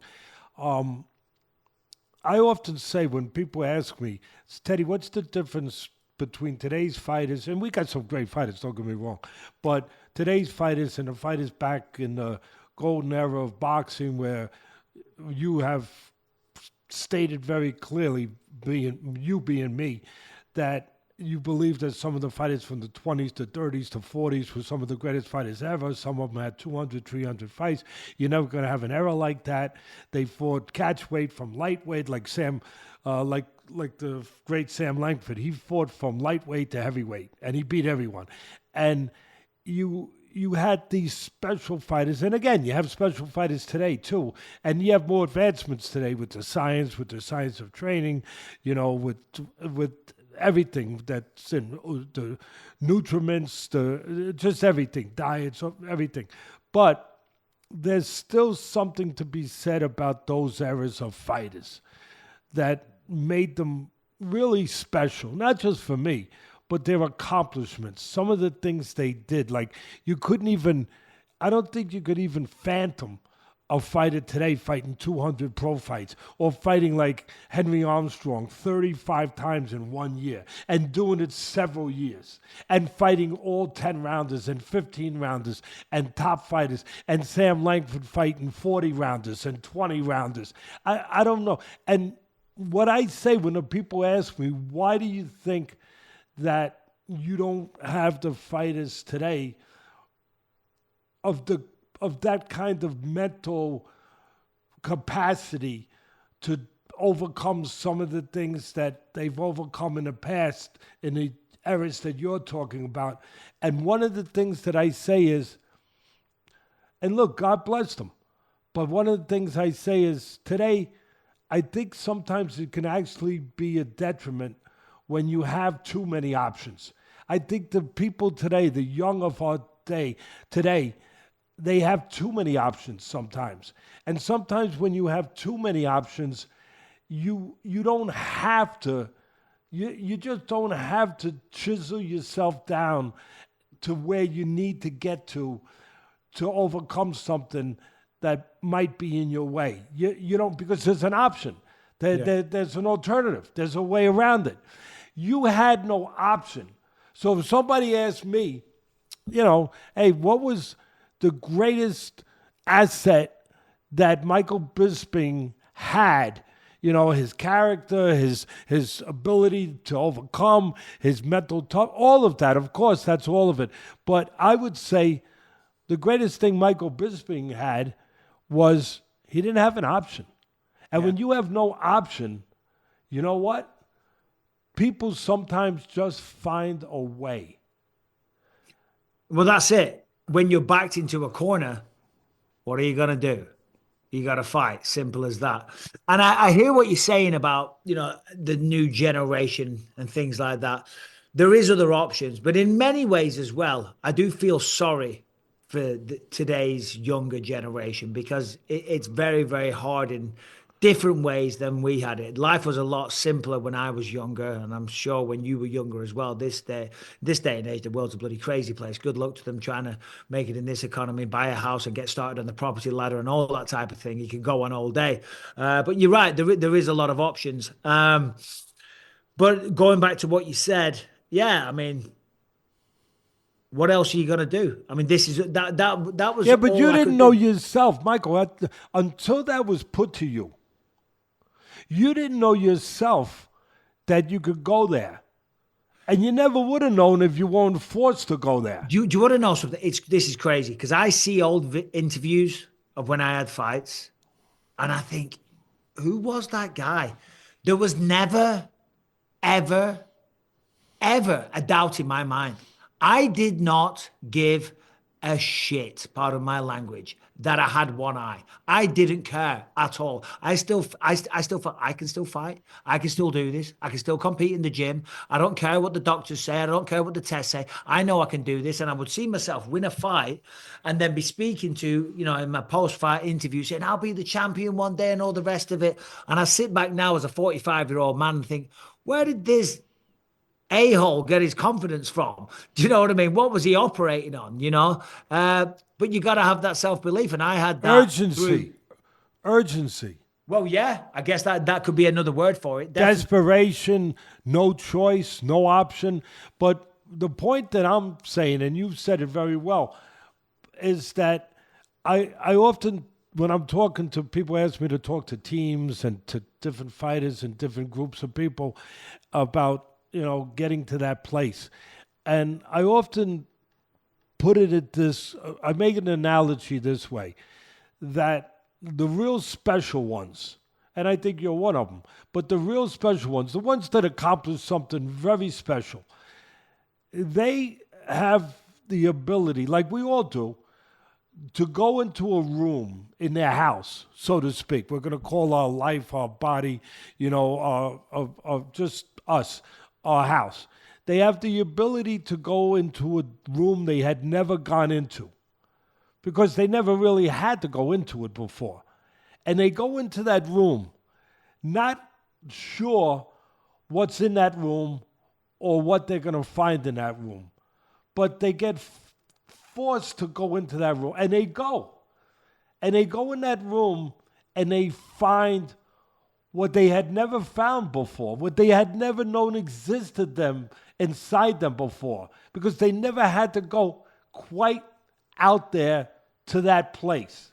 The circumstances never demanded that they go to that place. But now they go into the room, again, a new room, a room that was sitting around, never opened before, and they go in there and they find what they have to find. Something new about themselves. That, yeah, I can fight with one eye. Yeah, I can win a title. Yeah, I have no choice but to find a way of putting a light on in a room that previously was dark. Anyway, that's the way I look at it. No, because you're absolutely right, Teddy, because I'd never looked at it from the perspective what you mentioned before. I didn't have a choice. You know, I couldn't back out. I was trapped. We'd moved out here. What was I going to do? I mean, I could have done it and it would have been bad. But looking back at the time, my pride wouldn't allow me to sell this house, go back to the little town where I'm from with my tail between my legs, and everyone laughed, go, oh, look at that. He thought he was big time, going to move off to America and become a professional fighter. Now here he is, a washed up old fighter looking for his job back down the factory and stuff. I was like, I was not going to allow that to be my reality. And I was so stubborn, I'm like, well, we've got to make it work. I ain't giving up. I ain't going to quit, and I didn't know how I was going to navigate these waters. It was completely new to me. I didn't know what I was doing. I became an expert on eyes, and I had to learn so much stuff, and just getting through all of that. I was just making it up as I went along. Like every day I was just lying, making something up, and just doing whatever I could to survive. But that's life, though. My story was trying to get through a fight with one eye. A lot of people go through a lot worse things, If that's the worst thing that happened to me, it's not a bad life, In fact, in some ways, it was the best thing that ever happened to me. Because as I said before, back then I had nothing else to lean on. But because of that, because I always knew that my career was on borrowed time. So I started doing everything else I could. I started diversifying outside of fighting. I started a podcast. I started working as an analyst and just trying to focus on movies and just trying to do everything I could whilst I still had a platform. Because once you retire and you're old news, no one cares. But whilst I still was an up-and-coming contender, or when I was the champ, it's like people will give you an opportunity there. So I was able to forge a kind of different career, and I wouldn't have been doing that if my eye didn't happen. So I guess in some ways it was a blessing in disguise. Again, it forced you to open up a door in your house that never had to be opened before, in that sort of way. I'll tell you one thing you just verified. Quite a few things. For one thing that you verified that I always talk about in my business and in fighting in general, that no matter how good you are physically, no matter how talented you are, no matter how God bless you with genetics, from your parents, no matter how fast you are, how good a puncher you are, all of that, unless you are mentally tough, it means nothing. The mental part of it is 75% of it. I always say, people say, Teddy, how much is the mental side? 75. 75? 25 is the physical? Yeah, the physical's 75. Being able to control your emotions, being able to be calm in an uncalm environment, being able to keep the devil from coming through the door when he knocks at the door and he's trying to make a deal with you. Being able to see things that other people don't see when the fire comes. Yep. I mean, the mental side is 75%, and you just verified that. I mean, you weren't obviously with one eye and everything else, you weren't the top physical guy out there who would be made the favorite to win a title, but you were strong enough on the mental side to get it done. Yeah, I always say the same thing, Teddy. There's so many people out there. I'm not a physical specimen. I didn't play sports at school. The only thing I was good at was fighting and martial arts when I was a kid. There's a lot of people my size, my athletic ability, that could do what I do, maybe better, but having the discipline, having the mental toughness, for example, I had 4 number 1 contender matchups, lost them all. The whole world laughed at me, and they all ridiculed me online, on Twitter, on social media, and all the rest of it. And that stuff hurts, but you never give up. You keep going. You keep going through the setbacks. It's not about how tough you are. It's about how mentally strong you are. And also not just in the ring, outside of it, dealing with all the external things, as you say, the devil at the door, whatever temptations might come your way, staying on the straight and narrow, sticking to a dedicated path, a disciplined path. Yeah, it is very, very tough, but the mental toughness is everything. Game day, I always say this, I go in gyms all over the world when I was fighting and training, and I train with people, and I'm like, wow, this kid could be a world champion. He's unbelievable. But then he can't put a win streak together on the regional scene because they fold on fight day. They can't deal with the nerves and the pressure. There's so many guys like that. The fans, of course, with all of this terrific, enlightening talk and being just honest enough to, to allow us into this world and to allow the fans behind the scenes, behind the curtain, into the locker room, if you will. I think that it's going to be a very just a conversation that a lot of fans will learn what they never knew that really this sport was about and what you were about in many dimensions. But they would not forgive me if I did not ask you to do some analysis. And the one that I asked you to do, there's a great UFC card coming up, 311. It's an incredible card. I mean, UFC puts on incredible cards after incredible cards. And Dana White, for me, he understands the formula. It's not that complicated. Put the best with the best. Put competitive fights on. Just put fights on that you can't necessarily pick the winner with your eyes closed before the bell rings. And once again, UFC 311 of the show in Englewood, California, coming up January 18th. Just an incredible card. Can you just take a couple minutes to just go over the three main fights, Makhachev and Arman? As you notice, I didn't try his last name. I'm being Starukian. That's smart. Okay. Marab Davalishvili, another tough one.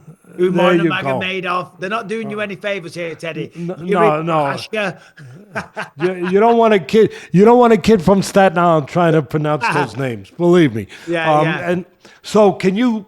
You just said them. You said them. You start with the first one with Islam and Arman. Yeah. So.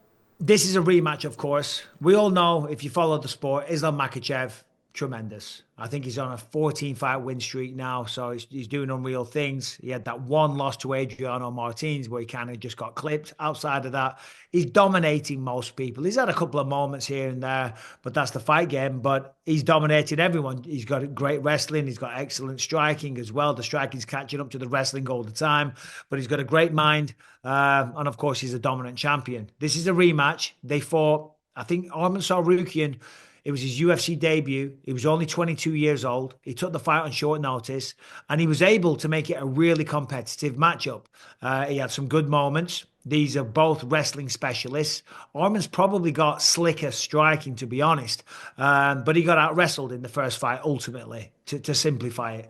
But it was short notice, and, conditioning is a huge factor in these fights, just like boxing, just like MMA. If you run out of gas, there's no way you're going to win when you get tired. Simple as that. That was one of my things, always be in the best shape possible. Arman Tsarukyan wasn't in the best shape possible. Coming into this one, he's grown, he's stronger, he's grown into his body. He's got tremendous skills. I feel that he's got, skill-wise, a lot of what he needs to push Islam and potentially beat him. However, he said something this week that if I was going to make a bet on these guys, would make me hesitate putting it on Arman Tsarukyan, because he said, he was doing an interview and he talked about, he comes from a wealthy family, and he was talking about how he was in a private jet and driving a Phantom and all the rest of it, and good for him, God bless him. I'm not saying because he was born with a silver spoon in his mouth, figuratively, that he can't be a great fighter. That's not what I'm saying. But he said he's not fully invested in this. I'm not fully invested in this. I've got other things I can do with my life. I forget what the exact quote was, but he said, I'm not as invested in this as other people are. And I wonder if that is just him subconsciously kind of already making an excuse for if he gets beaten. I don't know that if that is the case, and I'm playing amateur psychologist now, but the fact that he's saying that, he said, I'm not as invested as these guys. I don't really need to do this. Why is he saying that? When you're fighting for the lightweight title of the world, the toughest guy, you've worked your ass off to get to this point, and then a week out from the fight saying that you're not fully invested, I don't know. It just sounds like a bit of an insurance policy. That's a great insight. Now go to the next one. I don't know if that's true. That Arman, I'm a big fan of Arman Tsarukyan. If he sees this, yeah. No, I get it. I get it, but that's fair. That's fair. I would to be quite honest, if I was privy of that information, my mind would go also towards that place. Because Islam is fully invested. Yeah. I mean, there is no other option. If you want to go back to our earlier conversation, there is no other option in his life. There's only one thing. He's not going to, be doing something else. He's not going to be, in another vocation. He's this. He's a fighter. He's a champion. This is it. Yeah. So I would go to the machine now, Marab and Umar, and I'll let you pronounce the last names. But it's I see this one as a really, I always say when a guy's undefeated, he hasn't learned how to lose yet. But go ahead, you take it from there. Yeah, I mean, but why is he undefeated? That's the question. Yeah, who has he fought? Yes. Yeah, no, that's not what I meant. I meant, why is he undefeated in terms of his skill set and what he's able to do? I thought his last fight, real quick, with Sandhagen was a very important development fight for him. That from my view, anyway, that fight, I mean, Sandhagen is Sandhagen. He's very, very solid, very good. And I just thought that was the kind of fight he probably would need to go and have a shot at this level. Yeah, I mean, it's interesting because Merab Dvalishvili, they're both wrestlers. The machine, Merab, he fights kind of very simplistically. He uses his boxing to set up his takedowns. He doesn't have the greatest hands, respectfully, but the wrestling and the pace that he puts on is relentless, and he never, ever gets tired. He's a shorter guy for the division, so therefore he's short, he's hard to take down, he's very, very strong, and he's got a great wrestling, but more importantly, he's got a great will to win.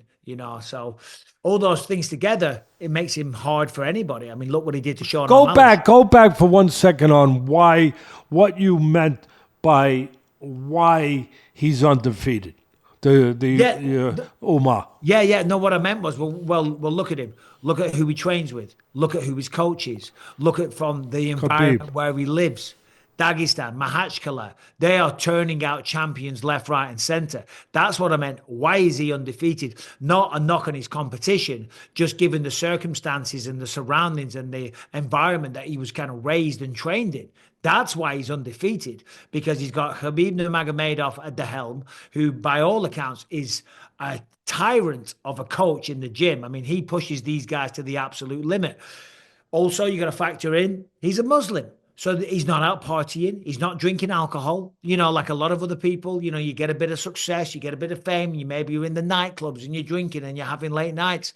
Well, there's none of that. None of that's going on in Makhachkala, Dagestan. They're not drinking alcohol. They're living and breathing this 24/7, and then of course with the skill set that he has and the coaches and doing it for a lifetime. And the training partners, Islam, Khabib, all the rest of them, Umar Nurmagomedov, and then the great Abdulmanap Nurmagomedov that passed away a couple of years ago due to COVID, I mean, just look at this environment that he was raised in, and it's like another coming of Khabib Nurmagomedov. Same thing. Similar styles, just like Islam. I mean, these people, they're special. They are special. And I know Habib was out there recently talking crap about Irish fighters and saying you can't compare them to Dagestanis and stuff like that. When it comes to MMA, he might have a point because they're onto something special up there. So anyway, for Merab, it's a tough fight. For Umar, it's a tough fight. But they both use their wrestling.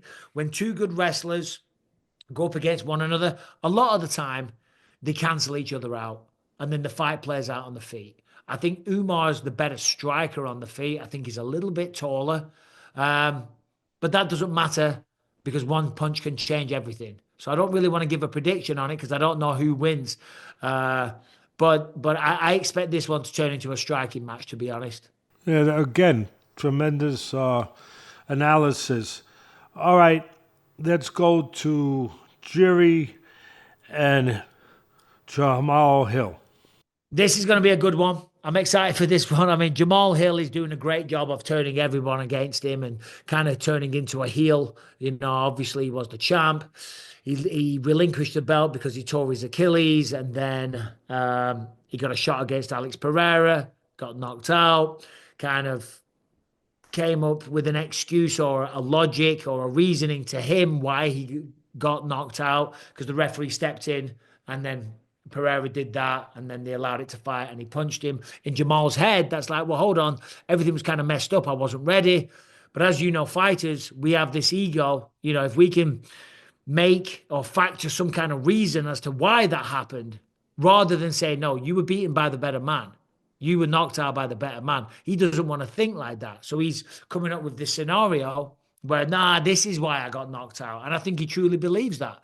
And that can be a powerful weapon, that chip on your shoulder, you know, if you know how to harness it and use it properly. He's got great boxing. You know, he's a decent, all-rounded mixed martial artist, but he's primarily a boxer or a slugger. He's more of a slugger. I wouldn't say a boxer. He's got big power. He's got good, effective hands. Yuri Prohashka, this guy's unique in every way. His mindset, the way that he fights, the way that he trains. He was just out in Japan. He was in Mexico City. He was up in volcanoes. He was meditating with bloody monks in Japan and all kinds of stuff. You know, the man is a true martial artist. When you talk about martial arts and you think about the old school martial art kung fu movies, Yuri Prohashka is that guy, but he just comes from the Czech Republic. You know, he talks about living by the samurai code. He really does. It isn't a joke. He does live by the samurai code. That is who he is, and I respect him because he is unique and he is a true martial artist. But with that does come a little bit of, there's some deficiencies in his technique. You know, he stands like a karate guy. He has his chin up in the air and the guard is wide open. I mean, you must have seen it. He's very aggressive. He's very effective. He's very unorthodox. Recklessly aggressive at times. Recklessly. He's also very unpredictable. And when he commits to his strikes, he has tremendous power. But he does leave a lot of openings. You know, and Jamal Hill, he's got great punching power. I mean, the way he knocked out Johnny Walker was sickening. He knocked out Thiago Santos. He's got really good power. So Yuri's got to be careful. His chin's up, his hands are wide. He's got to watch out for the hands of Jamal. Yeah, sometimes guys like that can do your work for you. Yeah. What I mean by that is you've already pretty much drawn the picture. You know, Yuri can reach in a little bit and make himself vulnerable to a counterattack from a guy like Hill, who's very capable of throwing counter shots because he's got good length, you know, he's got good height, he knows how to control range. He will engage you, he will give up his height, but I've seen him where he can be disciplined too, where he can stay back and he can allow you to make a mistake, where he can walk you into a counter. That would be, for me, that would be one of the things, if I was in a corner of Hill, that I would probably be looking for. Can we get an opportunity to catch Yuri, you know, cooperating with us, where he does some of our work for us, where he might just get, you know, a little over anxious, a little heavy, leaning forward, and we could catch him with something. Yeah, no, precisely. And that's what he's got to be careful of. And that is Jamal's kind of best chance. Jamal's under a tremendous amount of pressure, though, because he was the champ. He relinquished the belt because he got injured. Then he got knocked out trying to become the champion again. In his mind, he is the champ. If he loses this, because let's remember, Yuri's a former champ as well. This is not an easy fight for either man. You know, so for Jamal Hill, he feels like he's been dealt kind of a crappy card. You know, he feels like a victim of certain circumstances or whatever. So he's kind of, he's got a chip on his shoulder. And this is what I was saying recently. If you know how to use that chip on the shoulder, it can be very beneficial. It'll get you out of bed in the morning, going for the run in the cold, pushing yourself to the limit and all those other cliched expressions. But it will, if you're pissed off, you know. But has he been doing that? I don't know, because he's under pressure, because if he loses this one, that'll be 2 in a row. Same for Yuri. I mean, both of them, both lost to Alex Pereira last time out. So it's kind of a unique scenario. Let me know when there's been a fight. I can't think of one in the UFC that's not a tough fight. I mean, then you're going to tell me When I something became the that champ, that one was easy. you made it easy. It sure as hell wasn't joking, I'm easy joking. going in. It wasn't easy going in, that's for sure. Listen, I'll leave myself with this one, Michael. It's a tough one, but we just talked about the UFC. Who's tougher than you? What has not been tough in your life? So I'm not worried about asking you a tough one. And I know it's a subjective one, but pound for pound, who's the best fighter now in the UFC? John Jones. Well, there it is. All right. John Jones. And The GOAT. people, anytime I say anything like that, because of course Dana said this publicly, anytime I say anything like that, everyone goes, oh, Bisping's just being a company man. Dana does not care. The UFC do not care who I personally think is the pound for pound. We're all entitled to our opinions. But I think when you look at John Jones and the longevity of his career, beating champion after champion, contender after contender, all these different styles, because people don't understand when you're the champion, every person that you fight, you are the key to changing their lives. All they've got to do is beat you, and they are the champ. They've climbed to the top of the mountain, doors open, millions of dollars, all this type of stuff. So you're pushing back these people one after the other, all whilst maybe getting complacent, which apparently he was. He wasn't training hard and he was getting up to no good, but he still managed to go on this ridiculous run.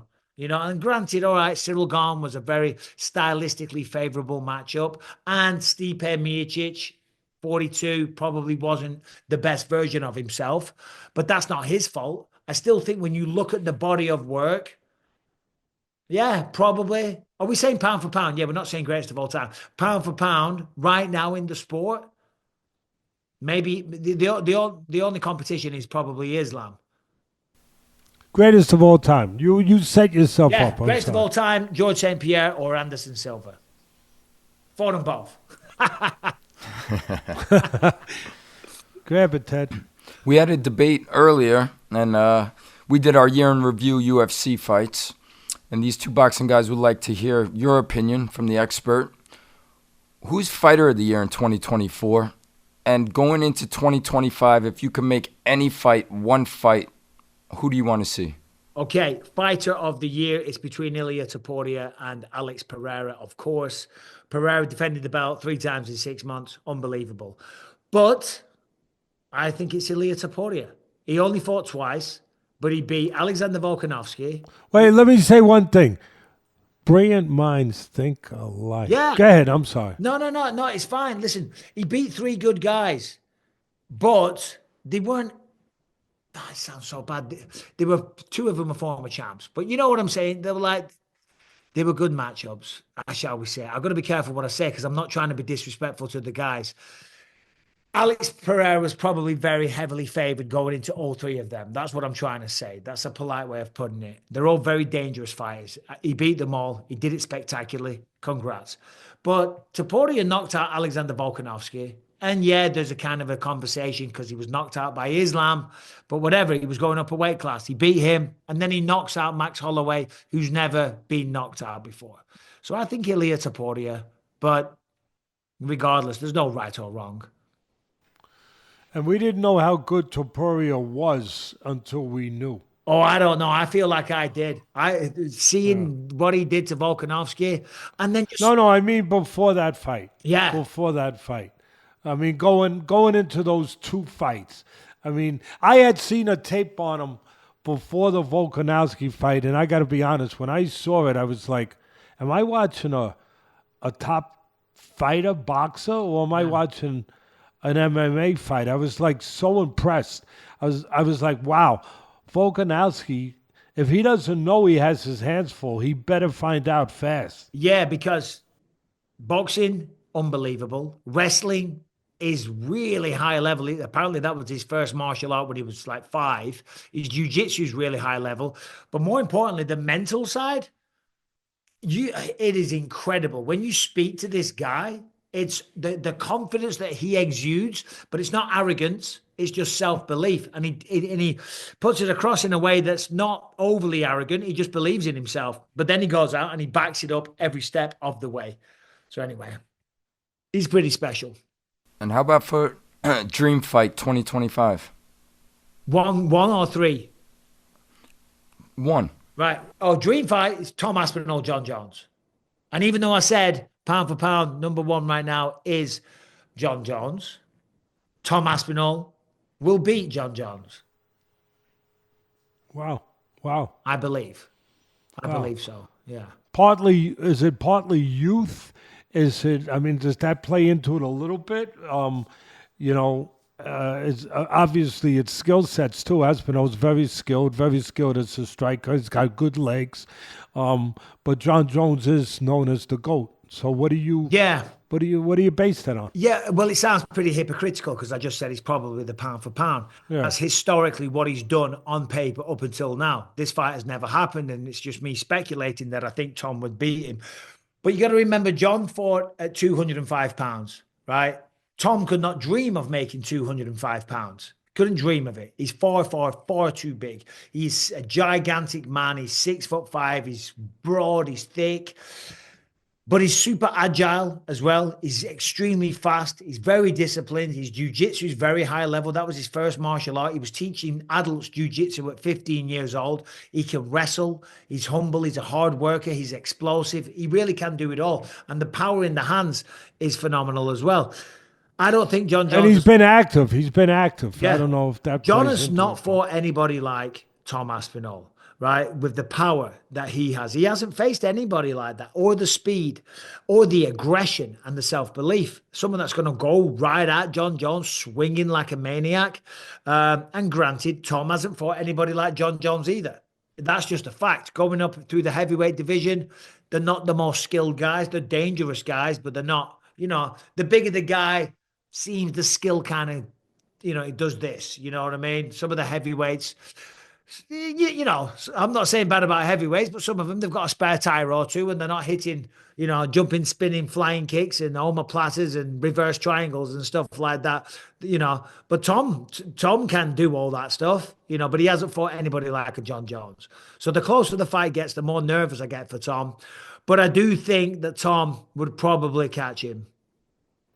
The one thing I think about when I think about John, well, there's a lot of things to think about when you talk about a guy who's known as the GOAT. But one of the things that comes to my mind with John Jones and evaluating him from my place as a boxing guy is the same thing that I say about that makes Usyk, the heavyweight champ who just won the rematch with Tyson Fury, that makes Usyk the heavyweight champion, such a great fighter. His greatest asset is he finds a way to win. Yeah, he's agile. Yeah, he's a good counterpuncher. Yeah, he can fight inside, outside. Yeah, he knows how to set traps. Yeah, he's got good legs. Yeah, you know, he's multidimensional. He's all those things, Usyk. But his greatest trait, he finds a way to win, whatever that way has to be. And in the last fight at the Garden, I know it was against a 42-year-old fighter who was has been known as probably the greatest heavyweight champion in UFC history, but he was 42. But the way he found that way to win with a spinning back kick to the body, I mean, to me that speaks to what I'm saying. He just found, no matter who it was, even if it didn't happen to be, you know, the man in front of him who was 42, or whoever, he found at that moment the right way to pull out that victory. And it turned out to be something we hadn't really seen before, a spinning back kick to the body. To me, that... But that's what he always does. That's what John Jones always does. And to your point, finds a way to win. And throughout his light heavy run in the light heavyweight division, he would beat people at their own game. That's how good he was. You know, like Glover Teixeira, everyone talked about, oh, this guy fights on the inside. That's exactly what he did. He goes up against a wrestler, he'll beat them. Vitor Belfort was a jiu-jitsu guy. He took him down, submitted him. He would do it almost to add insult to injury. He would beat them at their own game. And apparently he did it by not even really pushing himself, not even training that hard, and half of the time out partying and stuff like that. So, yeah, the man's incredible. That's why I picked him as pound for pound. I'm not saying Aspinall doesn't win the fight.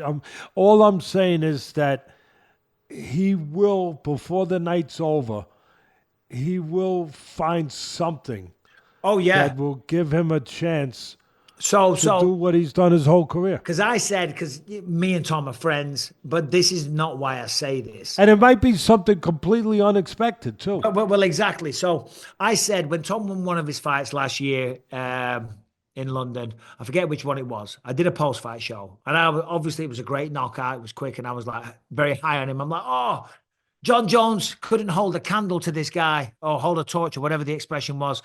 You know, as I said before, when the fight gets closer, because I watched the Jones versus Stipe fight just again a little bit recently. I was sitting at home and I was watching it.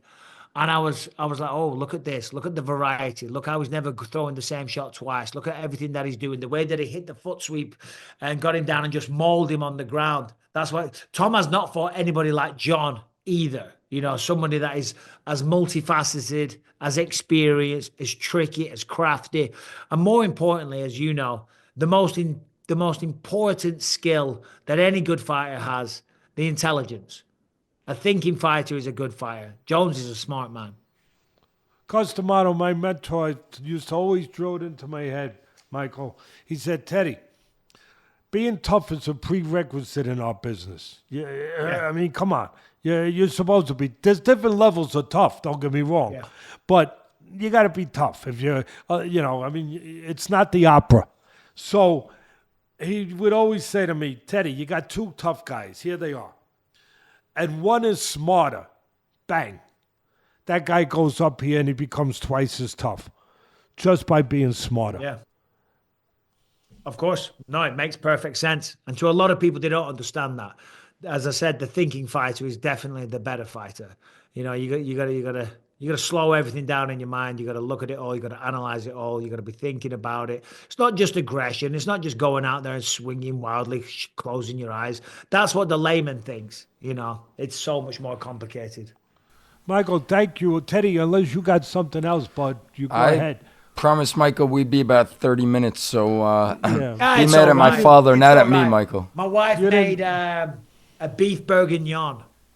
She's been working on it all day. She's like, you've earned it. The bourguignon was ready half an hour ago. Teddy, I'm sorry. Apologize. I'm literally. Apologize to your wife for me. There's no text. I'm joking. I'm sorry, but I am. Teddy. I am very grateful for you being so giving of your time, and I just want to thank you for being you and for showing how a champion becomes a champion to all the people there, giving them a behind-the-scenes tour, and then also just how you behave like a champion your whole life outside the ring. You teach people. I always say champions, people that are special in this sport or your sport, they teach people what they can do that they never knew they could do. And they teach people how to behave when it's sometimes difficult to behave that way, to behave in a brave way, to behave in a honorable way, and then to be able to take what they've done in a ring and then carry it outside and be every bit of a champion in life. To me, that's the full package. People talk about the full package being, good hands, good feet, good defense, short punches with the offense, being judicious. But to me, the full package is what someone like you represents, inside and outside the ring. So thank you. Teddy, that means a lot. There'll be a lot of people watching, if they're familiar with me, watching this saying, Teddy, what are you talking about? Because when I was younger, I acted a bit of a fool. But thank you, Teddy. I appreciate that. Join the club. Join the club. Exactly. I just want to say that night when you treated me to dinner and I got to sit down with you and your whole family, what a beautiful night that was. What an incredible family you have. You made me feel so welcome. And I left there and I was just, it was beautiful to see. And that is, you are a very wealthy man, because that right there is what life is all about. And it was so heartwarming, and I just had the best time. So thank you for that. Thank you for today. It was an absolute honor talking with you. And my son, to this day, Michael, asked me, Dad, where's your friend? I said, who, buddy? He said, the magician. Why does he call me a magician? What did I do? Because you took your eye out at the table, and he thought it was a trick. And I had to tell him, do not try that trick at home. He's not a magician. Don't be pulling a fork out. Michael, thank you so much for your time. My pleasure, guys. Teddy, you're a legend. Teddy, all the best.